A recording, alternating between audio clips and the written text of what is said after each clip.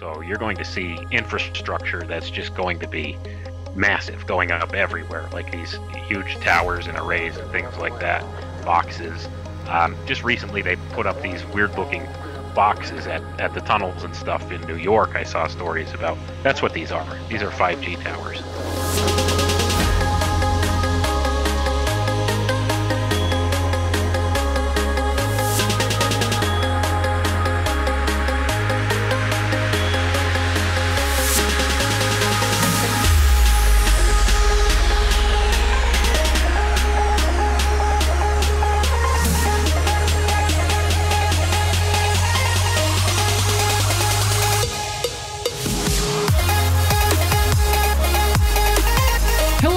This episode of the Sharpening Report. I'm your host, Sam Johnston. We're found on YouTube, iTunes, Blog Talk, and you can find me over at Twitter at Sam T. Johnston. This is the part in the show where most hosts would ask you to subscribe and all that fun jazz.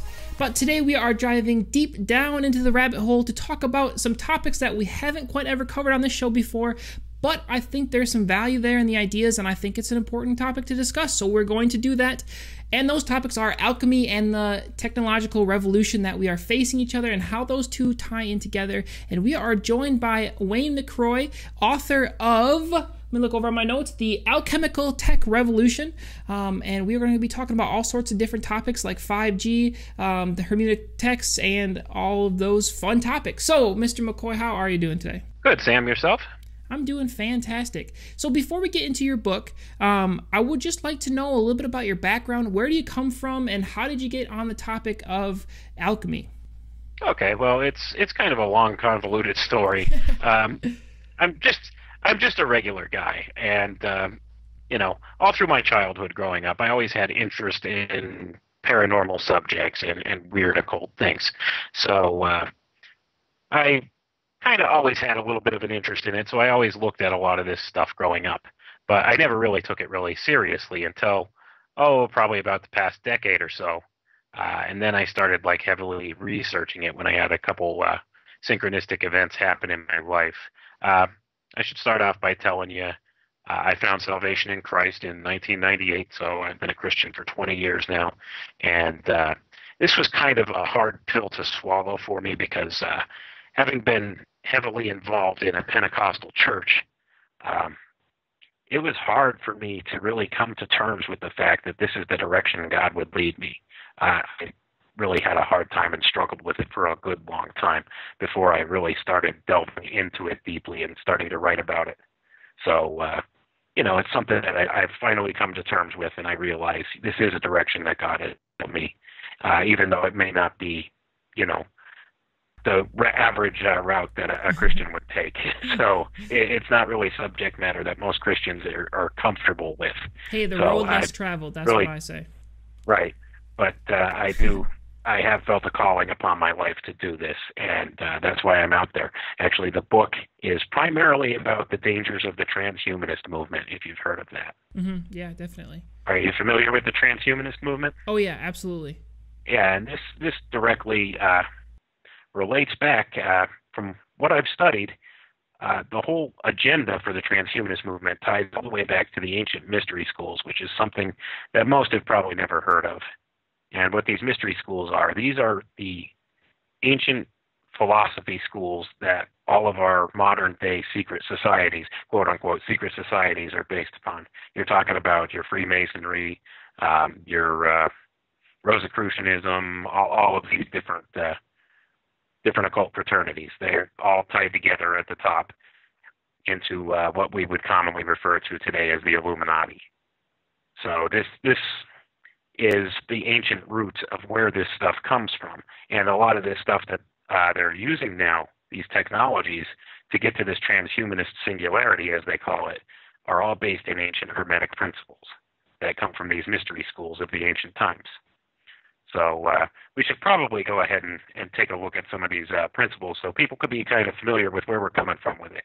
That's a great intro for us and kind of let you know where you're coming from. So yeah, but let's dive into the 7 Hermetic texts that kind of define the background of these occult religions.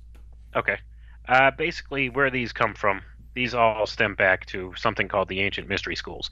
And what these are essentially, this is all stems from way back before recorded history in ancient Babylon. All of these teachings are kind of prehistoric in a way. They've all been passed down verbally from generation to generation in an unbroken line of initiation throughout the ages, and they continue today. So that's the thing. I like these occult fraternities that we have today, these secret societies, so-called, like your Freemasonries, your Rosicrucianisms. There's a lot of different ones. There's one called the OTO. There's just a ton of them. But anyway, they all teach the same things, and they're all based upon a lot of these ancient Hermetic philosophies and upon Kabbalah, if you're familiar with Kabbalah. Mm-hmm, yeah. So this is where they stem most of their teachings from. And I've kind of come to the conclusion through my research that most of our modern science is based upon these ancient alchemical sciences, these ancient metaphysical sciences, these Hermetic principles. And what they're doing with it is they're twisting these Hermetic principles, which essentially constitute a sort of natural law in the system we live in here. And they're twisting them and kind of perverting them and making them into something totally unnatural. And that's the premise that I'm going with this. What they're doing is they're trying to use these ancient teachings to kind of twist our paradigm that we're in and make it into something totally artificial. So they're changing nature, the natural order, into something completely artificial. And they've been working at this for generations and generations now. This has been going on for a very long time. But at this point, in this day and age, we're at a technological level right now where they could see the fruition of these plans coming about very quickly here, and it's closer than it's ever been in all of recorded history for them. And they're working feverishly towards that right now. And what they refer to this as, they call this the Great Work. If you're familiar with Freemasonry or anything along those lines, I'm sure you've probably discussed that before on some of your shows. But they refer to this as the Great Work. It's also known as the Philosopher's Stone. And what this basically is coming at it from more modern viewpoint. This is the transhumanist singularity. This is what they're working towards. Let's make it perfectly clear, in no uncertain terms, they want to become God, and they're working feverishly to do that. And they plan on doing that by merging our biology with technology to become God. Yeah, it's the same lie that you see Satan tell in the garden when he's talking to Eve, promise him that they'll become like gods. And so now this is kind of the core of their beliefs and how they kind of plan to do this. So I'm really glad that you're here to talk about it. So let's dive into those 7 Hermetic texts and laws that we see. And as we go through them, I just want people to start to think about how there's a lot of truth in these, but they, like you said, they're just corrupted to, Satan's corrupted them to be something that they're not supposed to be. But yeah, let's dive into those. Exactly. That's exactly the whole crux of all this that you have to get, is these things in and of themselves, these Hermetic principles we're going to talk about, in and of themselves are not a bad thing. It's just how they're twisting and perverting them that's making them a bad thing, and how they're using them to bring about this plan. The first one I would like to look at is a principle called the principle of mentalism. And basically, what this one states is that everything stems from thought. Like, our reality is affected by our thought. So you could have your thoughts could generate real world effects. And, you could kind of see how this could be misused. And this is exactly what's going on. They also equate this is their belief now. They equate this to being the combined consciousness of all mankind together can be equated to the mind of God. So this whole collectivism of thought, this collective mind of all of humanity, they see as being God. And they plan on trying to become this by merging all their consciousnesses together into a computer system, essentially. Is what it's boiling down to. So with this mentalism principle, everything else just kind of piggybacks off of this whole principle for them. And this is, basically what they want to do. This is what their thought process is. They believe that they can actually upload their consciousness into a computer. and then they could live in a multi-bodied, multi-dimensional reality and have total control over that, and have all of man's collective consciousness combined together into one consciousness where we could all interact in just absolute zero time, and this will all be combined together under an artificial intelligence control grid. So it makes for some really interesting thought. It sounds like science fiction, but I assure you there's white papers about this. There's real talk of this. If you've heard of anybody, in the mainstream who's into this kind of science stuff, you could hear them talking about things like this all the time. Like one that comes to mind immediately is a guy called Elon Musk, if you've heard of him. Now, he's always talking about this kind of thing, and he wants to try and get ahead of it because his fear is that the artificial intelligence is going to overpower and take over the whole singularity movement. So there's a lot to watch out for there. Yeah, that's a really interesting first place to start, and my mind goes in two directions. One, my mind goes into trying to capture all of mankind's thoughts and focus it on a certain task. I think one way they do that already is just by the deaths of celebrities, and everyone's thinking about death, and they can kind of harness the power that way. But then also on the flip side of that, you have the positive quality of that is our call to be in constant prayer and constantly focused on the things of God, to really focus us and to change our reality for the good. So that's kind of where my two thoughts go off that topic. Right, and I could totally agree with your perspective on that. That's true, and we do have to be, mindful of our thoughts, and we have to be mindful of all of that, because, like I said, it's a matter of the people who are in control right now. They have bad ulterior motives right now with this whole thing. They have no intention of taking you and I into the new age with them.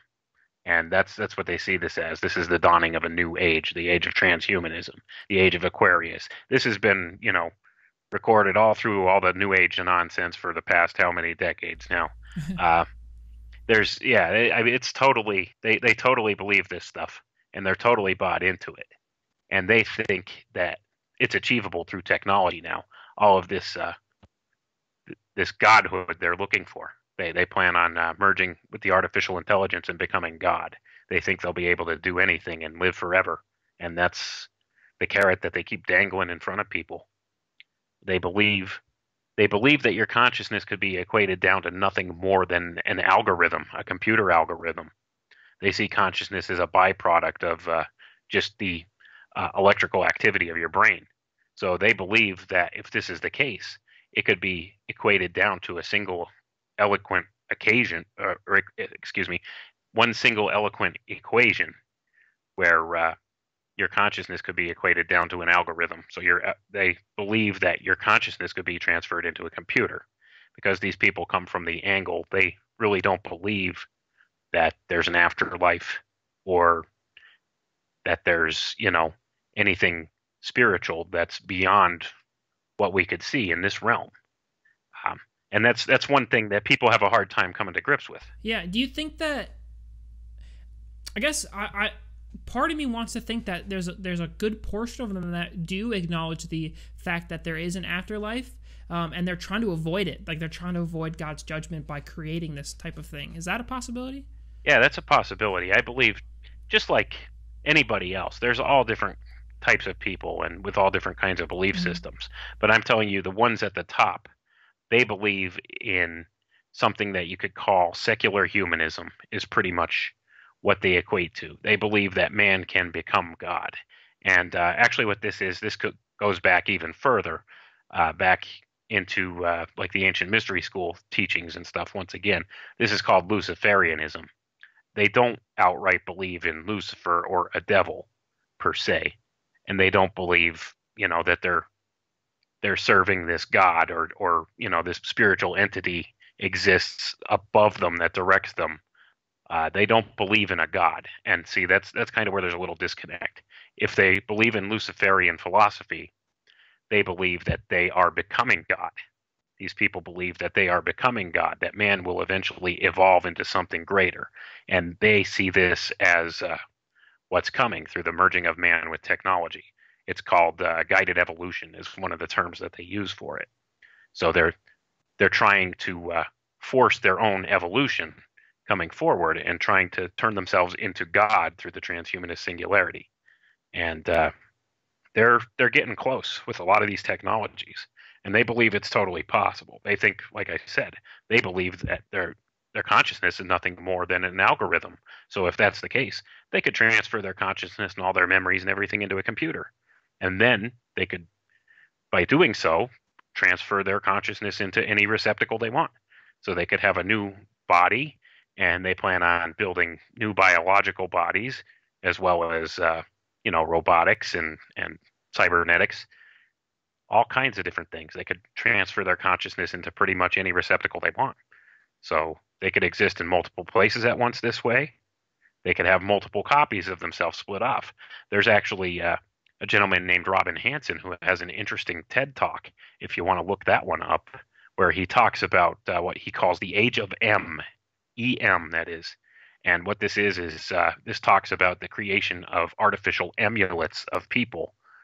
These would be digital people within a computer network, and it's some really creepy stuff. It talks about how the economy of this Age of M would overcome our regular human economy within 2 or 3 years, and then after that, they're not sure what would happen.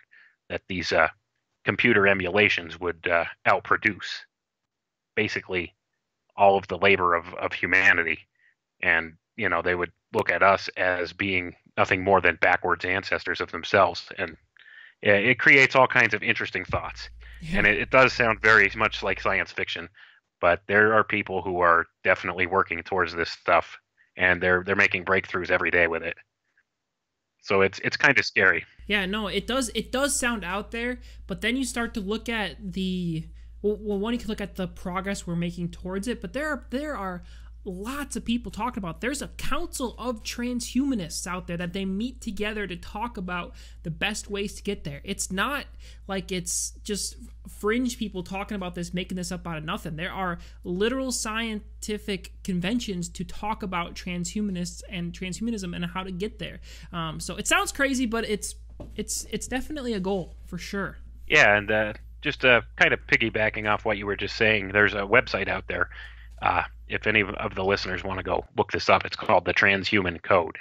Just go to transhumancode.com and watch some of the videos that they have on there of some of the technologies and stuff that they're developing. It's really eye-opening.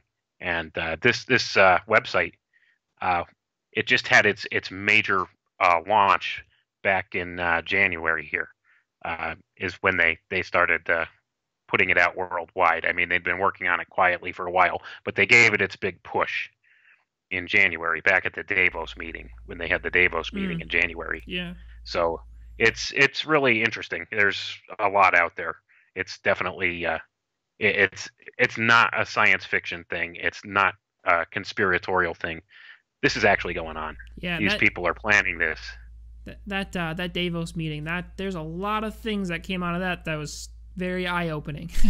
But yeah, anyway, so we got the creating one mind as the first one. So the second one is correspondence. What does that mean? Correspondence, basically the principle of correspondence. To anybody who's familiar with occultism at all, this translates as above, so below. So they believe things that happen on a macro scale also happen on a micro scale, and they correspond with one another. Now, this one plays heavily in with quantum physics, because things that you could do at a micro scale level, like say at a quantum level, according to the principle of correspondence, you could also do this at a macro level. And that opens up a whole gateway of different possibilities with things they could do. If they could create quantum scale effects on a macro scale level, that could totally change the face of what the world looks like. Yeah, and there's a lot of crazy things that go on at the molecular level that we just aren't even aware of, like quantum entanglement, the way particles move and interact with each other.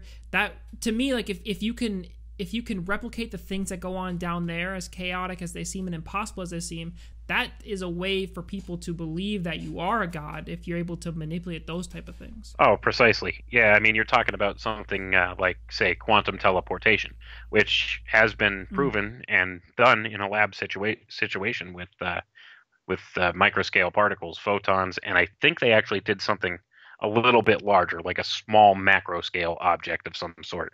They were able to actually quantum teleport that. It was a number of different molecules together, if I'm not mistaken. So, I mean, it's not something that's in the realm of science fiction anymore. This is something that could be done. So it's just a matter of bringing it up to scale. And right now, one of the major tools that they're using in order to bring about this transhuman singularity is the quantum computer. Are you familiar with quantum computers? Have you heard anything about those at all? Yeah, I've done some research on it. There's a big debate whether or not they actually exist yet. Right.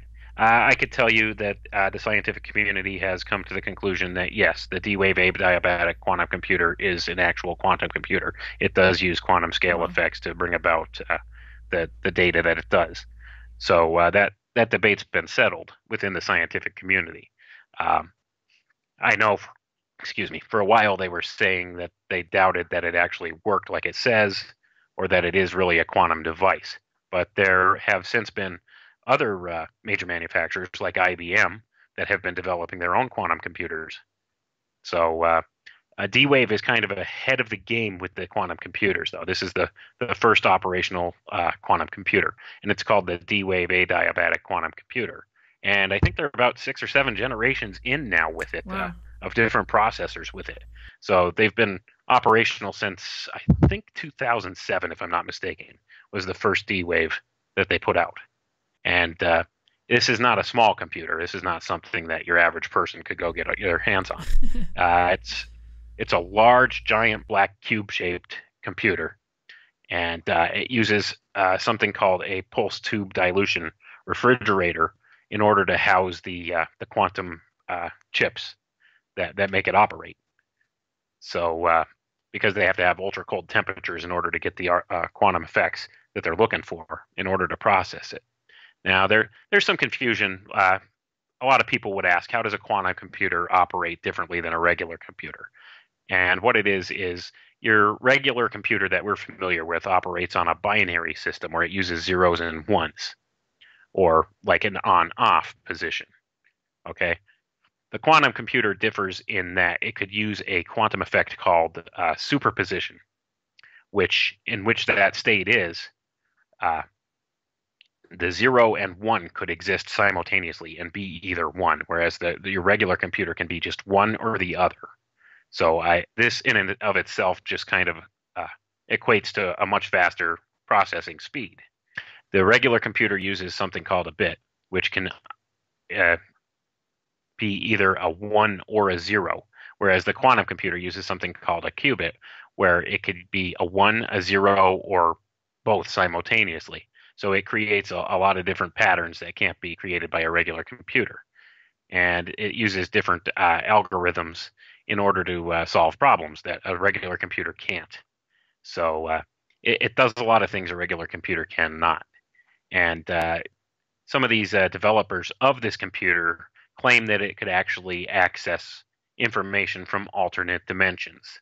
And I'm not making this up. This is not something I made up. Just look up a gentleman named Geordie Rose. He was the chief operating officer and one of the guys that actually was one of the forerunners that invented this D-Wave computer. And he claims that basically they could access alternate dimensions. They could get a hold of data through use of alternate dimensions with these quantum computers. So that creates some pretty stunning revelations right there, doesn't it? Yeah, absolutely. It's one of the questions I had from the audience, and I think this ties in well with that, is they talk about the veil and basically the separation between the physical and spiritual world. It is, I think, my understanding of what that means by the veil, and how this kind of breaks down the veil. Is that accurate? I would say that, yeah, it actually probably is accurate, because if you're talking about actually reaching into another dimension per se and extracting its resources, then that could be equated to breaking down the veil. If you'd like, I'll go ahead. I have Geordie Rose's quote right here, just so people could understand. This is not me saying this. This is Geordie Rose. He was the chief technical officer of D-Wave Incorporated and one of the co-founders. And I quote, "In a quantum computer, that device and this is my aside here, he's referring to something called a qubit, can be in a strange situation where these two parallel universes have a nexus, a point in space where they overlap. And when you increase the number of these devices, and once again he's referring to qubits, every time you add one of these qubits, you double the number of these parallel universes that you have access to, until such time when you get to a chip like this. And in the presentation, he was referring to D-Wave's 512 qubit Vesuvius chip, which is about 500 of these bits. You have something like 2 to the 500th power of these guys living in that chip. So the way I think about it is that the shadows of these parallel worlds overlap with ours, and if we're smart enough, we can dive into them and grab their resources and pull them back into ours to make an effect in our world. And that, like I said, that was Geordie Rose, the co-founder and chief technical officer of D-Wave Incorporated, and that was at the Idea City Tech Conference, June 20th of 2013. And that's his quote. So he's talking about reaching into alternate universes and extracting resources. So when serious scientific minds are talking about this, it's time to stand up and pay attention. Yeah, a lot of this can sound really scary too, and I always and I hate when new technology comes out and people automatically label it as evil. But I'm having a hard time not doing that in this sense, because it sounds like they're trying to reach into a different dimension and contact things that maybe they shouldn't. Is there any way that this is used for good, or they're pure of heart and just really trying to do good with it? I would like to think so, but I really don't see that, to be honest. Yeah. I can't see where, even just if you look at it from being from a point of view of being cautious, they're not being overly cautious. They're just pushing ahead and doing whatever it is that they feel like doing with this technology. And I tell you, it's kind of scary, because, like I said, the problem is not the technology itself. It's a tool like anything else. It's the people who are in charge of it right now that I have my concerns with. And there's a very small group at the top that is kind of running the show with a lot of this stuff. And they all interconnect. It all ties back to there's 6 major corporations that run all of media. And these 6 corporations are all owned by 2 corporations at the top. Yeah. And when you actually go digging and look into it, you'll find it just a couple major names that turn up over and over and over again, like Rothschild, Rockefeller, DuPont, a couple of families like this. And it's kind of scary that we let these select few people have control over this stuff. And they're the ones that are pulling the strings. They're the ones that bankroll it. They're the ones that, recruit the scientists and the people working on this stuff and steer them in the direction that they want to go with it. Because that's the nature of scientific research at this point, is you don't get your research grants unless you're producing something that your benefactor wants. So that's how they control science from the top down. Our whole system of science is corrupted from the top down. Yeah, and because again, we're still talking about the principle of alchemy and the Hermetic texts, but the reasons that we're talking about this, just to get the audience back on the same page as we are, the reason is because of the law of correspondence, or the principle of correspondence, which is little things can turn into big things, and that's how we got in the quantum computing aspect. So very interesting stuff. So I'm going to kind of steer us back a little bit back to the 7 principles that we're talking about, because I think we covered that one pretty well. Obviously, definitely go grab the book that Mr. McRoy wrote, because it goes into very, very deep detail about a lot of these things. But let's move on to the third one, and the principle of vibration. This one I've always found really interesting when talking about, just because of the implications that it has. Okay. The principle of vibration. This basically says everything's in a constant state of motion or change. And this is true all throughout nature. Everything's in a constant state of motion or change. How they've kind of corrupted this is all you have to do is look at some of the psychotronic weapons that they utilize right now. Things like some of the crowd control technologies that they use. They could use infrasound. They could project sounds directly into your brain. This. You will hear this inside your head, and nobody else can. They could direct things directly at you using this principle, and they have these technologies in place that could do this. So it's really kind of a scary thing, and I can tell you, mind control technologies, they're very real. It's not something to laugh about. It's not science fiction. This stuff has been going on for a long time. There's all you have to do is just do a patent search, uh, and you'll find just tons and tons of these things. These mind control devices that use infrasound or ultrasound in order to they could project sounds inside your head. They could influence your thoughts. They could actually read your thoughts. There's just been a recent article that just came out that Facebook's trying to develop a technology that could help to read your mind, so that what you want to say, rather than typing it in, you could just think about it, what you want to say, and it'll be a new input device. And they're actually working on this. Facebook is. So, and I kid you not, I'm not making this up. This is not something, like I said, that's in the realm of science fiction. They're actively seeking this stuff out, and they're doing it. And they're actually decades ahead of what they say they are in the public sector. Because one thing you need to understand about many of these technologies is there's a black projects budget that is in the trillions and trillions of dollars that a lot of these private companies use to research a lot of these technologies covertly, and it's all compartmentalized. And these are called special access programs, special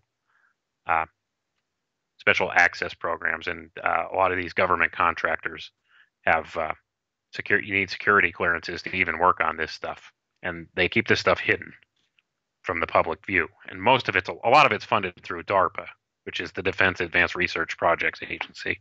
So they're really working on a lot of this stuff, and they have been for a long time, and they're using it covertly against people without their knowledge of it. So it's nothing to laugh about. So yeah, you can definitely see that with especially when the riots start happening in the city and the tensions rising. You can see the tools there, even going back to things like 9/11, how they were involved with that as well. There's a couple different theories that they used certain weapons like that to help cause the towers to fall over. This idea of everything is vibrating definitely goes back to a scriptural root of that God spoke everything into being, which I also think is very fascinating. That the reason everything is vibrating all the time is because it's just God's spoken word, and how powerful all that is. That no matter what the enemy will try to create with these weapons, God still has more power in all those things. So I want to identify these things as how they're being used against us, but also tie the parallels into how they are biblically just being corrupted for evil. So I'm going to try to keep that theme going throughout the whole show. But yeah, definitely very interesting. In the beginning was the Word, and the Word was God, and the Word was with God. Mm-hmm. So when it comes down to it, that's our primary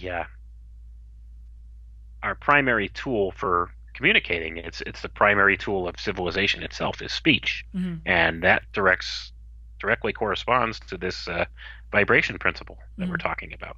Like I said, these things are all tools. They can be used for good or bad. Mm-hmm. And my concern right now is the people in charge at this point are using a lot of these principles for bad. They're using it for their own personal gains at the expense of the masses. Yeah, absolutely. And this has been going on for a long time.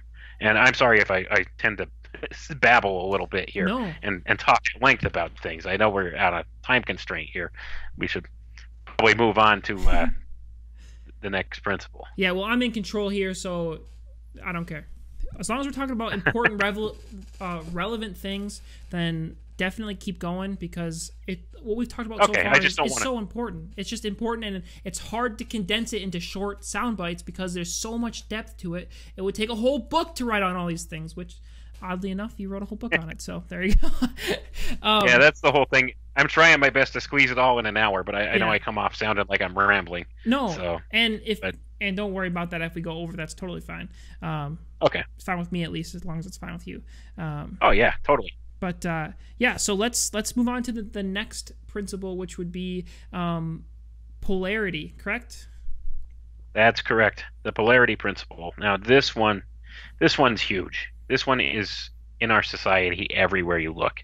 This one basically states that everything has a dualistic nature, duality in all things. There, for everything, it has its opposite. So you have two extreme poles, one at one end, one at the other. And this equates down to, like I said, just about everything. There's up and down, left and right. Everything has its opposite. Now, how this has been corrupted by the people in control right now is all we have to do is look at our political system to understand this. Yeah. It's a two-party system. You have your Republicans and your Democrats. Now, what a lot of people fail to realize is both parties are controlled at the top by the same couple of people. And it's a tool. It's a control tool. They use it for control. You control both sides of the argument, and you can steer the conversation in whatever direction you want. And they've become masters at using this. And all you have to do is look around and see how, from administration to administration, their plans just keep inching along, little at a time. They may slow down once in a while, just out of necessity, if people start to get upset with things, but they keep pushing the agenda they want. But they just kind of shift people's consciousness in one direction or another to try and do it, to get to the aims that they want. And they use our political system. It's a perfect example of it. It's, well, everybody's all up in outrage about Donald Trump tweeted this. In the meantime, Congress is go ahead and pushing through this legislation quietly that nobody's aware of because they're too busy worrying about what Trump tweeted. Right. It's really quite ridiculous at this point. And it's been ridiculous for a long time. So it's one of those things where they use this principle basically to control the masses, and they do it by trying to tweak your preferences one way or another. Yeah, it's a lot of trying to convince you that there's only two options, or using the Hegelian dialectic to force you to go one way, or it's really just there's truth to it because there is duality in a lot of things. The whole idea of good versus evil, I mean, that's the foundation of everything that we live in, is good versus evil. So there's duality there, but what they do is they take the duality and give you two bad options to force you down a path that you don't actually want to go on. So you have to really start to look at things with broader scope on understanding, which is why we talk about topics like this, is so you can say, oh, they're trying to force me over here. The duality of the reality of the duality of the situation is there's actually a good option going on that I need to start to look at as well. Right. And you totally nailed it right there. That was a very good, accurate description of it. They put you in this little box by controlling both sides of the argument. They put you in this little box. And you need to start thinking outside the box in order to really make any real change, because while they have you corralled in that little box, they're doing what they want anyway. They have you right where they want you. They have your thought captured in this one little space right there, and in the meantime, they're going ahead and pushing forward their agendas. So that's exactly how that works. They use that polarity principle in a totally controlling kind of way, and I like that you use the term Hegelian dialectic. So that's definitely the control mechanism that they use the most. Yeah. Absolutely. And so would you, because you talked about the switching of political parties in power, would you say that plays kind of into our next theme of rhythm and the flow of in and out, how they kind of go back and forth? Oh, definitely. Yeah. That is definitely ties directly into that. The next one's called the principle of rhythm, like you said, and this one basically states there's a time for everything. And I think the book of Ecclesiastes sums this up perfectly. There's a time for everything, and everything's beautiful in its time. That's Ecclesiastes 3. If anybody wants to go look that up, this sums it up perfectly. It's absolutely a truth, and things operate in time cycles. So, like you said, with the political parties, it operates in time cycles. There's a reason that usually it changes every 8 years. There's a reason for that. And the people who are, the controllers of our reality right now, they're totally aware of these principles, and they use them and utilize them in ways that the public is unaware of for the most part. Most people are totally oblivious to this type of thing. Like, most people have never heard of the Hermetic principle of rhythm. So they don't understand. Everything has a cycle. Everything has its season. all things happen in different seasons, and what things could happen and whether or not you find success could be tied to these different seasons. Like the perfect example of this is a farmer. A farmer knows when to plant his field and he knows when to harvest. If he didn't do this stuff at the right time, he would have no harvest. So he would starve. And basically, our whole entire reality operates like this. And a lot of these people who are in control know when it's right to do certain things, especially politically. So there's always this back and forth. And like I said, I mean, there's definitely a cycle tied to that. That's why you'll notice it's usually every 8 years. There's the party changes. It's, you know, it's kind of strange like that because you get tired of what this guy is doing, and then so you figure you'll vote for the alternative. But what you don't understand is the alternative is controlled by the same people that the original one was controlled by. So there's no real change, and that's where people are getting corralled into this little box. Yeah, and it's really kind of an evil thing. Yeah, it's even comforting to a lot of people just to have that rhythm going. You know, you kind of know what's coming up next, so you're comfortable. You don't have to worry about it. You don't have to think too much. You're kind of stuck in your own mind. It reminds me of the scene in the book, not the movie, Wrinkle in Time, when they go to that one society that everything's by the beat of the drum. It's just constantly going in rhythm. And in my mind, this is a corruption of the idea that God has a time for everything and he has a plan for everything and he's the one in control, and so Satan tries to corrupt that and force his plan on right things. You totally nailed that there. That's the other thing. Everything that the people in control right now and the powers above that, because what you need to realize is we wrestle not with flesh and blood but with principalities and powers of darkness in high places. What they're doing is they're completely inverting this natural law, like these Hermetic principles. These Hermetic principles could kind of be equated to a natural law of sorts. Like these are the laws that our universe operates on. These are the laws that the Creator put in place. And what they're doing is they're completely and totally inverting these laws. So it's a total perversion and corruption of nature. And this is what they intend to do. And in so doing, they're creating a different artificial system that they want to be gods of and rule over.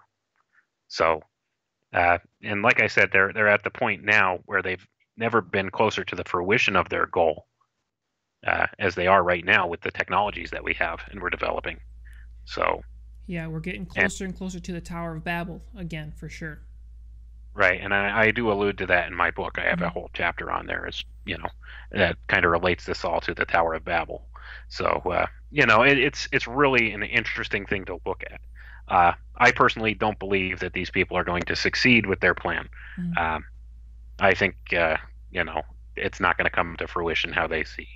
There's going to be backlash because you can't spit in the Creator's face and expect nothing to happen. Yeah. So that's just true. my view. No, yeah, it says that in the book of Revelation too, and I think there's a couple things that are really important to keep in perspective when talking about topics like this. Is one, we win in the end. That's what it says in Scripture.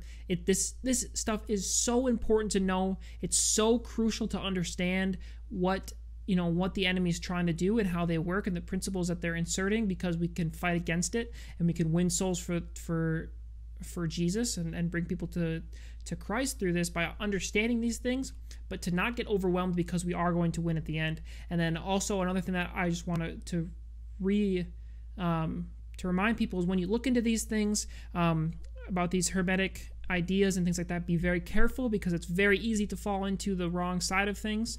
We're talking about how these are corrupted versions of what God's plan is, but just be careful when you look into it because they are very dark in a lot of senses. So we have to make sure that we're not looking too much into the darkness of things.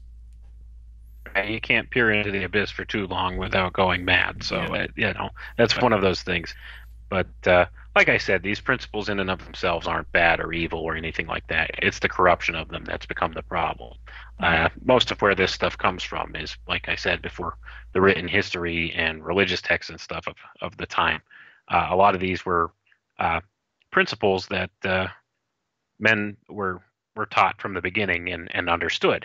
And this is like kind of a lost knowledge that's been separated from us through the ages. And it's been separated from us by design by the powers that be, the people in charge, the ones that want control of the system. They've hidden some of these principles from us so that we don't understand them, so that we can't use them ourselves to overthrow their corruption that they're trying to put in place. So it's really creates kind of a dichotomy in thought in that respect. Like, these are not necessarily bad principles, but how they're being used against us is bad. So, like I said, it kind of equates to a natural law that's kind of been understood by man from time immemorial. So when they've gone ahead and corrupted this, it really creates some bad effects here for those of us in the public, because there's a very small group at the top that wants total control of everything. Yeah, well, that's what Satan does best, is he takes God's structure that he set up in the world and his creation and corrupts it to serve him. And so that's what you expect when you look at things like what we're going through. But let's move into the next one. I think we're at number 6 now, which is cause and effect. Right. Cause and effect is pretty cut and dry. People understand this by and large. Every cause has an effect, and every effect has its cause. Mm-hmm. But here's the thing. Here's how this is being twisted now and perverted. They are trying to develop where you have an effect happen without a discernible cause. They're using something called retrocausality, which has been proven out in various scientific experiments to be plausible to do. And what this is you bring about the effect before you actually initiate the cause of the effect. So in doing this, they're trying to subvert different things, you could say karmic principles, because everything you do has an effect and will come back on you in one way or another, whether it's good, bad, or indifferent. And what they're trying to do is they're trying to subvert the effect on themselves by their actions, by using this retrocausality principle. And they're trying to accomplish some really spooky looking scientific things with this. This would kind of equate to a form of time travel in an effect, this retrocausality. And one place people could look this up to kind of understand it better is there's a principle called the quantum eraser.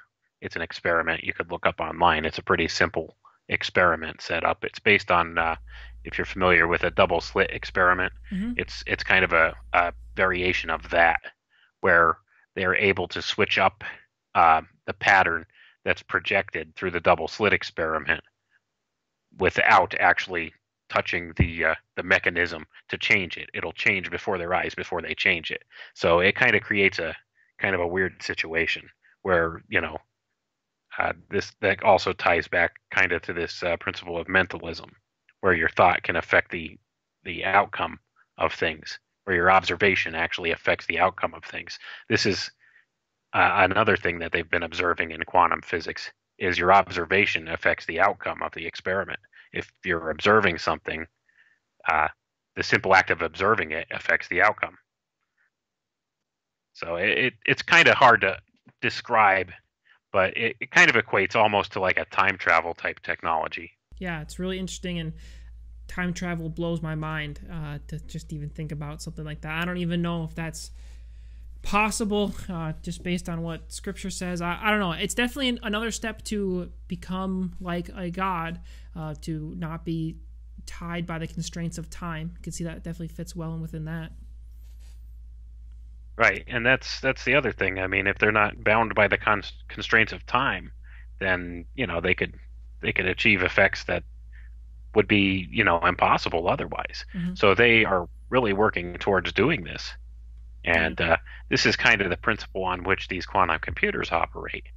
And this also brings into the conversation another issue that's kind of been going on more recently, called the Mandela effect. Have you heard of the Mandela effect? Yeah, I haven't done a lot of research into it, but I've definitely heard of it.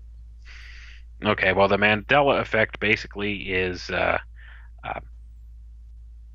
where people have begun to notice things are different than what they remember.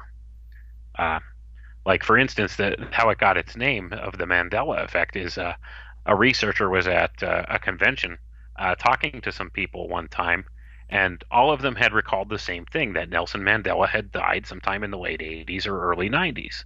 But at the time that they had this convention, he was alive and well. But they all remembered that he had died. So that's kind of how the term was coined, the Mandela effect. And there's just an absolute ton of these. If you want to do any Mm. research on it on the internet, you could look at it. There's an absolute ton.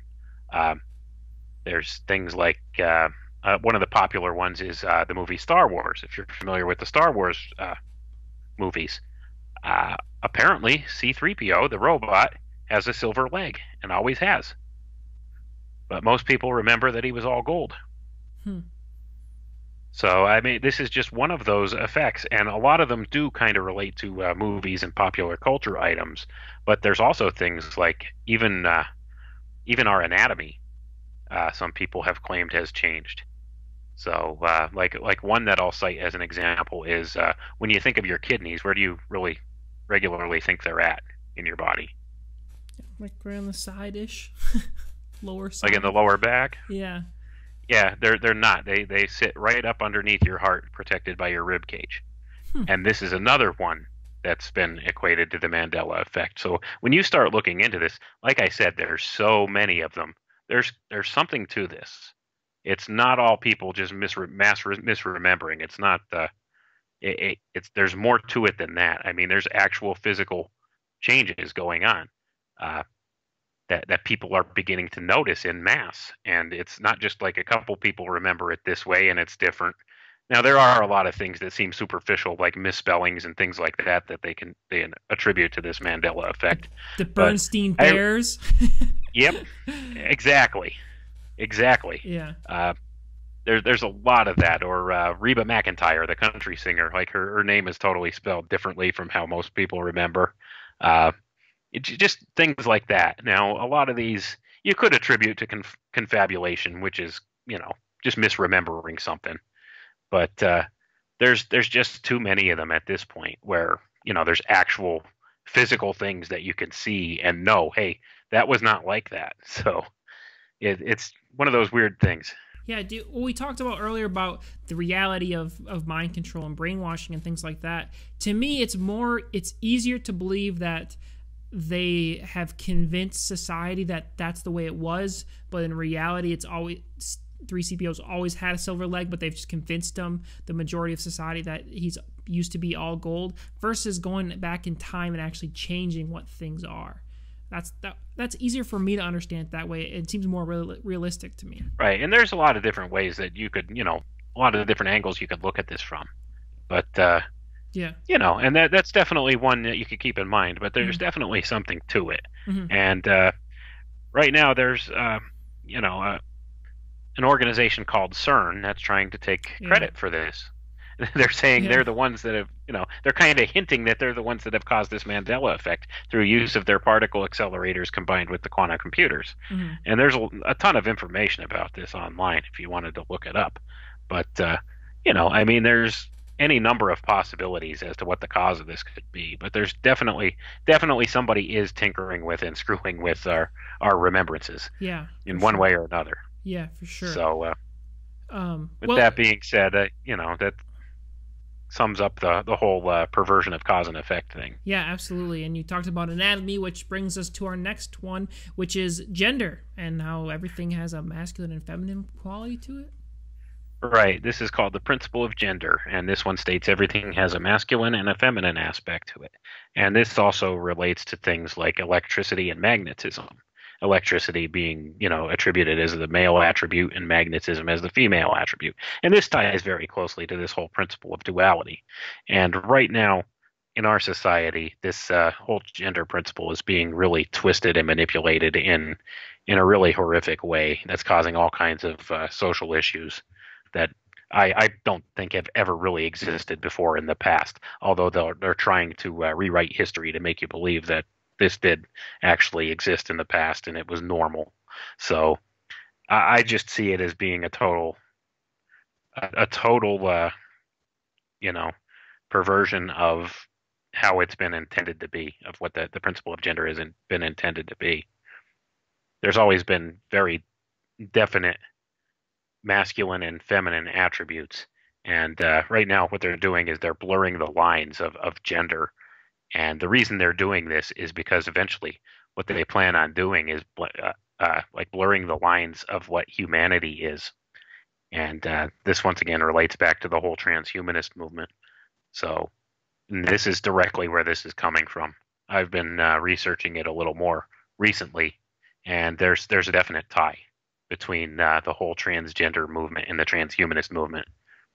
It's definitely a stepping stone for the transhumanist movement. That's what it's being used for. And I also like to talk about a principle called the Overton window, which this is a social control tool that these controllers use to kind of shift what we would view as being acceptable.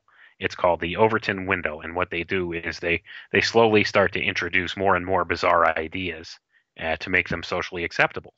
So, like right now, what they've done, if you've been watching for like the past 20 years, first they started slowly. They started trying to normalize homosexuality and gay marriage and things like that. Now, if you're out in society, it's kind of considered pretty normal. It's all over Hollywood. It's everywhere. It's in your face all the time. And now the next step of this Overton window is right now they're pushing the whole transgender thing. So what they plan on doing is eventually shifting this window. And like I said, they're blurring the lines of gender right now to the point to create confusion. And what they plan on doing is eventually blurring the lines of what humanity looks like, so that they could start rolling out all this transhumanist technology and, having people with all sorts of different, artificial limbs, things like that. Not necessarily ones that they need. I mean, these will be optional tech that people will be taking on. It's kind of a scary thing to look at, but that's eventually where it's rolling out to. Yeah, I mean, they're already creating laws on the books for transhumanist and human animal combos or human machine combos, and how to best work around those legally. I mean, those things are really on the books already. Right. And like I said, I mean, this is not something we should be taking lightly, because there are a lot of people out there. It's a small minority of people, but there's enough numbers of them that are really pushing this transhumanist thing. And to be honest, there are some actual benefits that could come from it, like medical benefits and things like that. And that's kind of how they get people to accept the technology and, look for the technology, is that, they tout all the benefits that this could have. But honestly, what they really plan to do with it is totally far and away different than what they say, and like all the puff pieces they put out there about it. Yeah. Yeah, absolutely. It's all about getting people to take the mark of the beast at the end times, for sure. So we've walked through all 7 of those principles. I think we did a really good job of understanding where they want to take them and what the original plan was for them through different scripture and things like that. So I think that was fantastic. There's definitely way more to alchemy that we could dive into, but we're coming up on the hour here. And I do have people asking about the 5G network, and I would love to get your opinion on the coming 5G. That seems to be something that at least is important to know about, to say the least. Absolutely, it is. The 5G network, this is supposedly the next communications network for like all your cell phones and all of your wireless technology.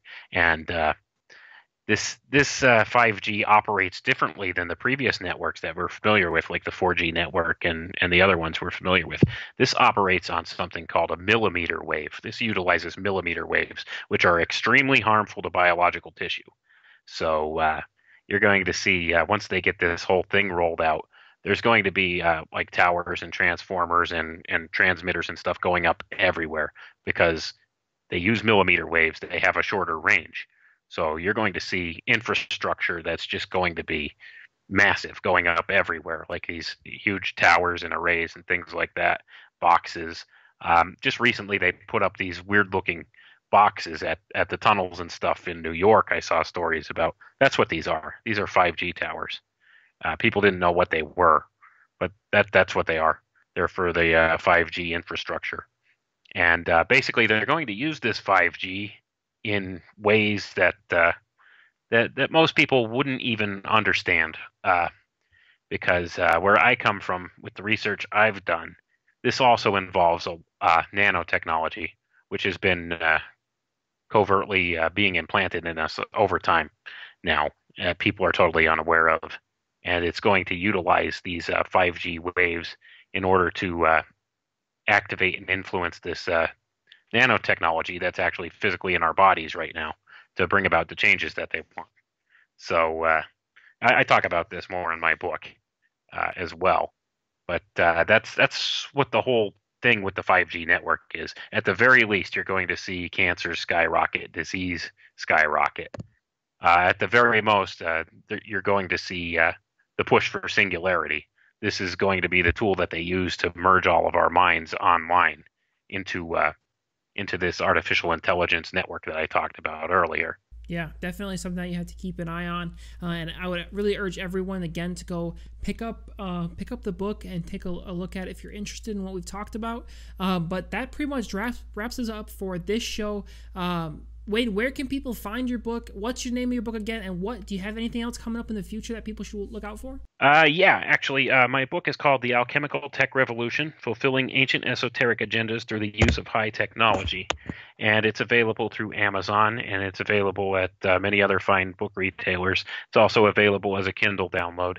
And I also have a couple platforms I could be reached at. If anybody's interested in communicating with me, they could reach me at alchemicaltechrevolution@gmail.com, or I also have a YouTube channel called Alchemical Tech Revolution that I have a few different videos and stuff posted that relate to things we've talked about.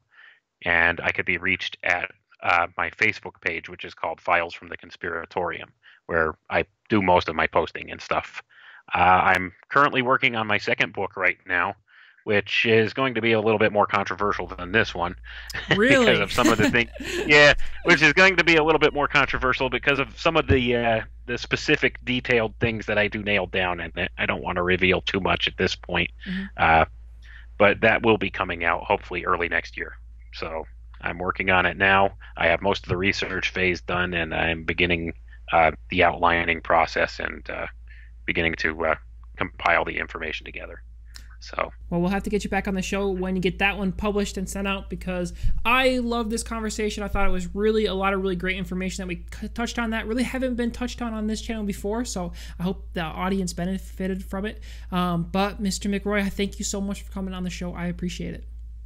Well, thank you, Sam. I appreciate you having me on. I do like to inform people about the dangers of the coming technological singularity that they're really pushing for at this point. And I think it's something that really has to be on our radar, and most people don't take it seriously. Yeah, absolutely. It's time to wake up and understand what's really going on, to understand the occultic religious principles that these things are founded on and the technologies that they are manifesting themselves in, so we can be fully prepared to fight the evil coming our way. But again, as we look into these things, it's always important to remember that we are on the winning side, that as long as you have Jesus in your heart and that you are rooted in the knowledge and rooted in Scripture, then you will be able to stand firm in all these things, and you will be able to defeat whatever comes at us. So that's the message of hope that I always want to end on. As long as you have the understanding that goes along with it, that's a good combination to be effective warriors for the kingdom.